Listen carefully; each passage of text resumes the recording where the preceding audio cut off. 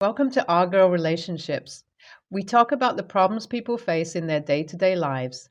Let's start with the video. My husband, 35 male, and I, 32 female, have been married for 7 years. He works 9 to 5 while I work from home as a copywriter. We are decently well off. I have done my level best to keep everything around the house neat and clean. I have always gone out of my way to make sure my husband came home to a clean house and a warm meal. I did my best to make him happy, and I was sure that I did make him happy. We never fought. We do not argue. We always worked as a unit, and we never had problems. That is why when a week ago my husband decided to come home and tell me that he expects me to leave the house in 2 days, I was shocked. I could not understand why I was being thrown out. My husband did not dignify me with any answer. He told me that I had to leave as soon as possible, and he was simply being kind by giving me 2 days when really, he does not even want to spend a day under the same roof as me.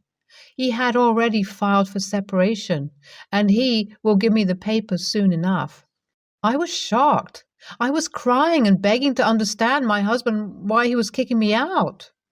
I wanted to know because I had done everything that I could have to make him feel loved, and yet here he was getting rid of me. But he simply would not budge. He started raising his voice at me, telling me that he is not willing to tolerate me for a moment further, and he wants me to get out as soon as possible because I'm barely tolerable in his eyes. At one point, he grabbed my arm and threw me out of the house because I was refusing to leave. I was curled up around the front door. I kept knocking, and he never opened it. It was painful because I had zero idea why I was being thrown away, cast aside. When he came out of the house the next morning, my husband walked past me like I was not there. He locked the door behind me and dropped my purse onto my lap. He told me that he has taken out the keys to getting in the house, that he will complain to the police if I try to break in, and he will call the police if he comes home to me curled up against the front door. I did not want to end up in jail. I was not sure if I would, but I still did not want to take any chances, so I took whatever money I had in my purse and went back home. My parents' place is about 2 hours' drive from where I lived. I used the bus to get to my mom's place, and I was extremely distraught when I finally saw her. I cried a bunch, and my mom guided me back into my room. I stayed in the room for I don't know how long. I have vague memories of my mother dropping by with food and me refusing to leave the bed for it. My brother came up and checked on me, but when he noticed I was depressed and stuck in bed, he comforted me and left. It took me about 3 days to finally get out of bed and start eating food. Even though I was trying to function and lead a normal life, it was like I was moving around with a hole in my heart. Things were slowly but surely starting to look up when I saw something in the mail. It was his wedding invitation. He was getting married even though we were barely living apart from one another. And the wedding invitation was for my brother, so I was even more upset. I want to trust my family because I am sure they will not hurt me, but I thought my husband was my family too. And look at what he did. I want to confront my brother and understand why he is attending his wedding even though he's kicked me out, but I'm wondering if I would be TA for doing that. I mean, my brother and my husband were close friends, and I do not want to ruin their friendship just because my marriage with him fell through. But I want to know if my brother knows about the whole thing any more than I do. But I don't want to be mean. Thank you so much for all your kind words. You have been incredibly sweet to me, and I could never thank you enough. People who think this is fake, I wish it was, because I did not like being kicked out either. Just to answer a few common questions all of you have. My brother and my husband were extremely close with one another since their university years, and this is how I met my husband. My brother was supportive of our marriage because he was the one who had bought the house my husband and I lived in as a gift. So I am thinking he did not mind it. My mother is also friendly with my husband. My husband has been a part of my family for a while, and that is why I'm scared of ruining the relationship he has with the family, just because he ditched me. I feel like if I do confront my brother and mother, I would ruin the relationship they have with him, but I do not want to be vindictive. I'm hurt. Don't get me wrong, but I also do not want to ruin his wedding. Not like that, at least. I suppose I just want to be a better person, which is why I'm worried about being an a-hole. I do not know when would be the right time to confront my family because they have been avoiding the topic of my husband like a plague. I know they're doing this to protect me, and I suppose that's why I am. It is my husband's wedding day today.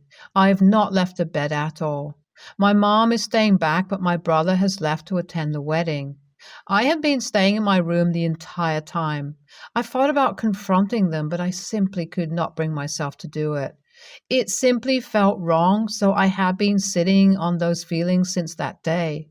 I'm planning on confronting them once my brother comes home. Maybe my husband will send the divorce papers through my brother. I have no idea. I have been skipping work a lot, and that has me feeling extremely guilty. So today, I plan on focusing on my work and pretending that my husband is not getting married. Wish me luck. So many things have happened, so I will do my best to mention everything important chronologically. My mother and brother both knew about my husband's wedding, but because of my mother's hobby, my mother is an avid poker player and there is a club downtown that she frequently visits. My husband is also a member of the poker club. She had no idea about his wedding until he saw her hand out his wedding invitation to his poker friends. From whatever she knew about it, she thinks that my husband got someone pregnant and told them that he is single, which is why there was such a rush to get married. My brother confirmed that the wife was indeed 4 months pregnant. My brother crashed his wedding just to let the wife know that he has not divorced me and the luxurious house that he was staying in is not going to be his, as my brother did leave it under my name, and he is the one who is getting kicked out. That understandably caused a huge commotion, and from what my brother gathered, the wife was not happy to learn that. I'm currently living in the house that my brother crashed the wedding for. Partly, I'm extremely happy that my family backed me up the way they did and took care of me the way they did. My brother came clean to me after he came home from the wedding. Both of them sat me down and explained the whole thing to me. They had been planning this since they found out about my husband's marriage, and my brother absolutely hated that he was planning on getting married even though we were barely separated. So he decided to crash the wedding the way he did. They also explained that given I was constantly crying and moping around, they did not want to trigger another breakdown in me by informing me about everything before he did that thing, because they were sure I would try to stop them. They were right, I probably would have, so I'm definitely glad that they did not allow me to do that. My husband has tried to reach out to me, talking about how we should work on the marriage as we are meant to be. I'm assuming something happened to the wife because why else would he come crawling back to me? But I did not bother with it. I told him to get lost and instead choose to focus on me instead. I served him the papers myself, and so far that has been a good decision for the sake of my mental health. Your husband sounds like an abusive POSOP. Who in their right mind does that? Please divorce him as soon as you can. And no, you won't be TA for confronting your family. It seems a little suspicious that they have not come clean to you about what they are doing with your husband's wedding invitation. But how do your husband and brother know one another? It is an incredibly powerful move to kick out the sister and then invite the brother to a new wedding. OP, you should talk to your family when you can. You are affected by it all, and it is not fair to you that you have to keep internalizing all of this. Edit 2. Good on your brother for crashing his wedding. He did the right thing, and I'm glad your family did the right thing. Your husband deserves all the shit he's going to get for pulling this stunt on you. My heart goes out to you, OP. I can understand why your husband's shift in personality has caught you off guard, but he does sound like an a-hole and you deserve so much better. I hope you can separate from him quickly and be with someone who is not this unpredictable. My mother-in-law is going through a separation with her husband, my wife's stepdad. As a result, she has moved out of their house and is currently bouncing around from family member to family member. She's been doing this for about 6 months. She's stayed with us for about 2 months of that time, spread out over 3 visits. This has caused some stress on our marriage, so I don't do well with extra people in my living space. But my wife feels bad for her mom because she was fully dependent on stepdad and doesn't have a job or a place of her own anymore. For Christmas this year, we were going to spend Christmas Eve with my wife's family at my wife's aunt's house and then come home and spend Christmas Day at our house as a family. But now my mother-in-law has asked my wife if she can come home with us after Christmas Eve and spend some more time with us over the holidays. I told my wife that spending Christmas Day at home as a family alone was her idea, and we agreed on it together. But she said she doesn't want her mom to be alone on Christmas. I told her that her mom was planning on staying at the aunt's place, but is only now wanting to come home with us. It started to turn into an argument about mother-in-law needing to get her life figured out, and my wife told me to stop fighting about that because that part isn't important, and she just wants her mom to feel like she's still part of a family during Christmas. So I eventually relented and said that mother-in-law can come with us for Christmas, but I have conditions. I said that mother-in-law can come home with us if she agrees to watch our 2 kids for New Year's weekend so that my wife and I can go do something fun with some friends or alone if we want to. Get a hotel or Airbnb, who knows? My wife said that her mom is not a free babysitter and that we can't expect her to just watch our kids for us whenever we want. I told her that if mother-in-law isn't a babysitter, then we aren't a hotel. And if she's going to keep going from house to house being dependent on people, she's going to have to pull her weight if it's going to be our house she's staying in. My wife said she won't ask her mom to babysit our kids for free for an entire weekend.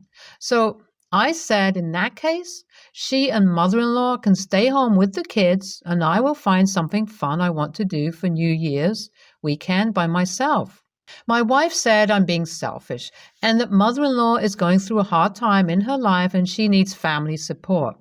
She said I am being a jerk by making that support conditional on mother-in-law doing things for us instead of just doing it because we want what's best for her.